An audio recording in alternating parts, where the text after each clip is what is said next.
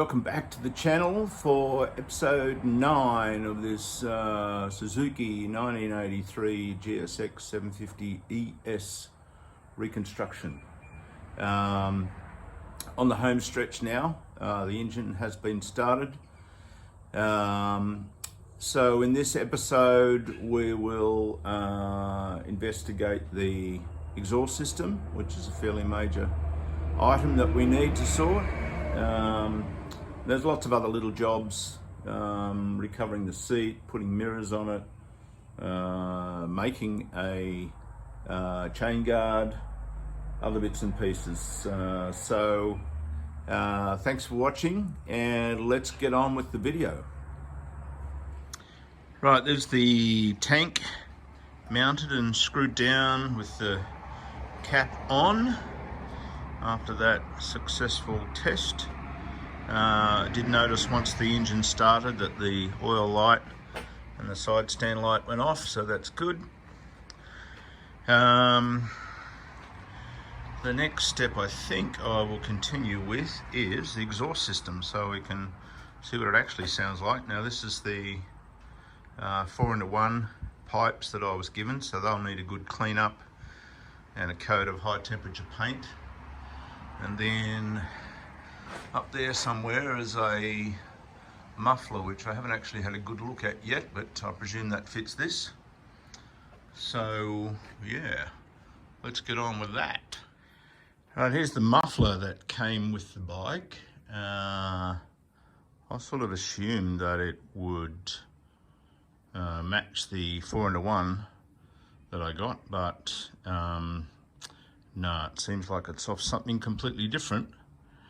So I'm going to have to come up with a pipe between the end of the 4-in-1 and this, and also how to mount it onto the bike.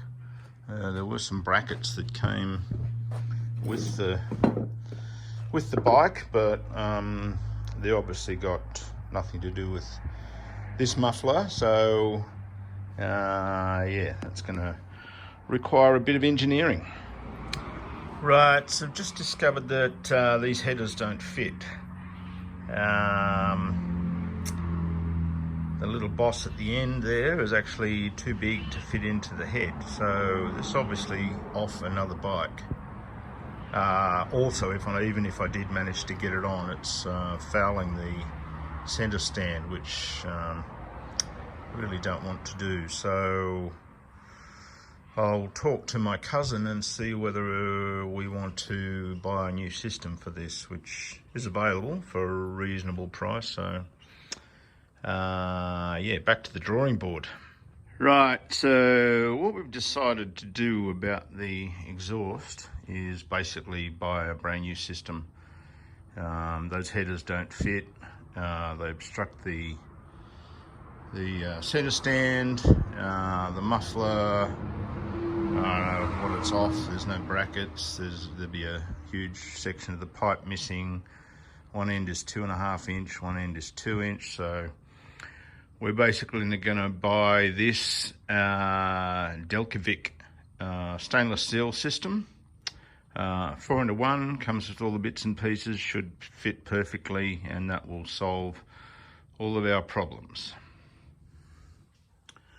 Right, so while I was waiting for things like exhaust pipes and stuff to come in, I thought I'd do a simple job and install the speedo cable that I ordered. So I screwed in that end into the speedo, then went to screw in this other end, which looks like that, into the speedo drive on the front wheel, and found that it's completely different. So I sent a question off to the eBay seller, but also did a bit of Googling, and then I realized that what I actually have down here is not the standard speedo drive for this bike. Looks like it's off something like an older GS750 or something like that. So that was a bit of a bugger. So I've ordered I checked the speedo cable on my GS750 and found that yes, that's the right length and it should fit. So I've ordered one of those, which is a bit of a shame. I was hoping to get that on so I could put the fairing back on, but anyway, it's just coming from Canberra, which isn't very far away, so shouldn't take long. Right, one of the other jobs I've done is run the brake hoses for the front calipers, so I'm going to be still using the anti-dive, assuming it works okay. I have, there's a bike now. I have bled the system. The back is coming up pretty good. The front's still a bit soft, so I will probably give it another bleed tomorrow. There's probably still a bit of air in the system, but yeah, the back's feeling okay. So another job sort of semi-done, I guess. Right, one of the last things I'll have to do is fix these side covers. Actually, you know, they've been painted, so they look very good from the outside, but typical problem with these side covers is some of these little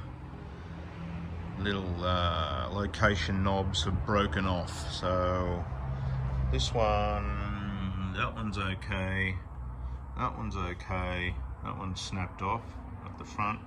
This one has that one snapped off, the middle one's okay, and then that one is snapped off. So I'm trying to think of something that will fix it on a permanent basis. So I'm thinking of using these 5mm bolts.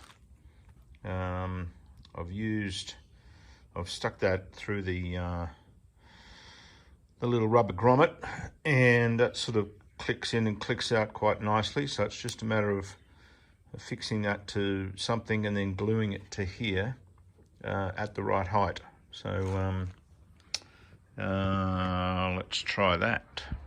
So I've got this thick aluminium plate, so I'm thinking that I will just cut some little squares, at least for these two.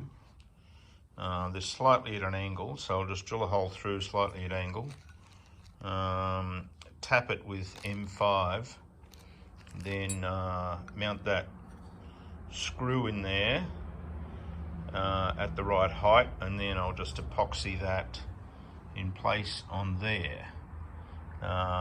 Similar sort of thing for replacing that one. So that's a bit higher, so I'll think about that one when I get to it. Right, well, my first plan didn't work.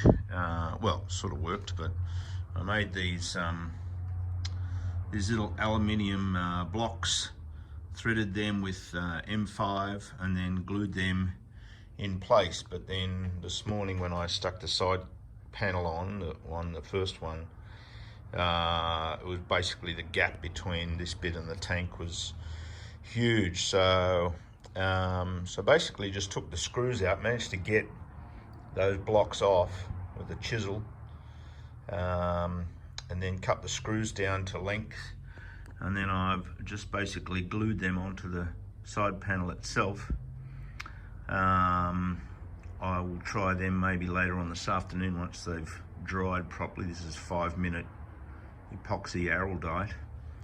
And then for this one, which is sort of replicating that, I found this sort of little drawer handle knob, ground that to shape, and then I've epoxied that on and then put another M5 screw in there. So I might stick these out in the sun, and then once they are dry, we'll try popping them on. What I've also done is lubricated the little rubber grommets that they pop into so that they go on and off easier, and yeah, and we'll see how they look. Right, there's the side panels on after fixing those little broken knobs. That's that side and that side. So this gap here is quite good now. The other thing I did was I had a pair of old Suzuki mirrors, so I've given them a bit of a scrub up and put them on. So we'll see how they go. I think this fitting here, the thread is a little bit stripped, so not quite sure. I might have to helical that at some stage, but anyway, that looks all right for now. Right, one of the last jobs I have to do is reupholster this seat. Obviously the vinyl is pretty horrible and ripped, but you know, because it's a plastic base seat, that's all good under there. And the foam is probably okay. I have a new seat cover that was supplied with it. So I've got that sitting out in the sun to warm up. So I think let's get this old one cover off and start stretching the new one on. Right, there's the seat with the cover off. Lots of little metal staples into the plastic. The foam looks okay, a bit of a split up here, but it's not too bad. So yeah, the method I've used before to put these things on is bulldog clips, lots and lots of bulldog clips. So stretching it into place and holding it in place with bulldog clips until you're ready to staple it in place. So that's where we go from here. All right, that's starting to get there. It's actually fitting better than I thought it would. Really the only spot that's going to be interesting is to try and get this section up here nice and tight. But the rest of it's looking okay so far. Right, started to put the back section on, but I've decided to try and fill up this little slot here. So I've just cut a bit of foam and put some contact adhesive on there, and I'll stick that in place and leave that overnight before I do the front section. Right, that's stuck in place now with some contact adhesive. I've just taped those ends down with some gaffer tape. So I'll leave that dry overnight and then continue on with the front section. So that patch is in the seat now. So I'll put that back over, heat this up with a hairdryer and start stretching around here to get it to sit nicely down in that fold there. So let's try that out. All right, well, that's not the best upholstery job in the world. It's not too bad. Still little creases up the front there, but hopefully after riding that might sort of flatten out a bit. But yeah, reasonably happy with that. Right, one thing I don't have for this bike is the chain guard. There are some available on eBay for horrendous prices. So what I'm going to try and do is make one out of this bit of plastic downpiping. So let's see how we go with that. So I've roughly shaped these two bits. I had to split it down the middle, otherwise it would be too wide. So I'm going to run a strip of metal up the top there and then pop rivet the two halves together. Then do a bit more shaping. Then eventually just spray it black and stick it on, I think. Alright, that's getting there. Just got to trim up this end. Maybe flatten out a few bits. I might put some slots in the middle there to sort of replicate what the original looks like, maybe. And then paint it black and stick it on. So there it is on the bike. Quick coat of black paint and then that's done. Cool. Right, there's the final product. The homemade chain guard. Personally, I think that looks pretty good. Happy with that.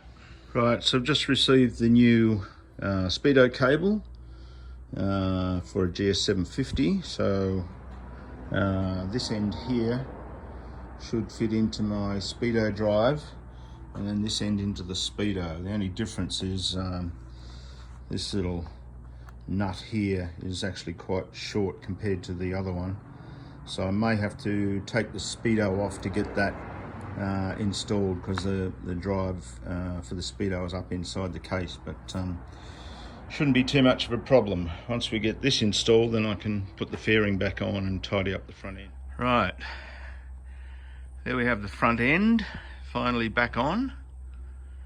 So we're really running out of things to do. There's really this exhaust issue, and I think I'll probably polish up these side covers, and then yeah, I guess it's time for a test ride. Right, well, we might just call it quits on the video for now. Pretty much running out of things to do until we get this exhaust system sorted. So yeah, we've done brakes, we've made a chain guard, we've reupholstered the seat. I might just sort of, once that's sort of settled a bit, I might tighten that up a bit more. Put the mirrors on. I ended up replacing this little clutch lever mount here, because the one I had on had been cut down and was stripped out. So I found another one I could use, so I cleaned that, sandblasted it, painted it and put it on, so they're all solid now. Put all the fairing, front fairing back on. So it's looking like a bike apart from the exhaust. So thanks for watching again, and what's this? This is episode 9. So episode 10, we should receive this exhaust system we've ordered, and then hopefully it's smooth sailing from there. But again, yeah, thanks for watching. If you like this video, click like below.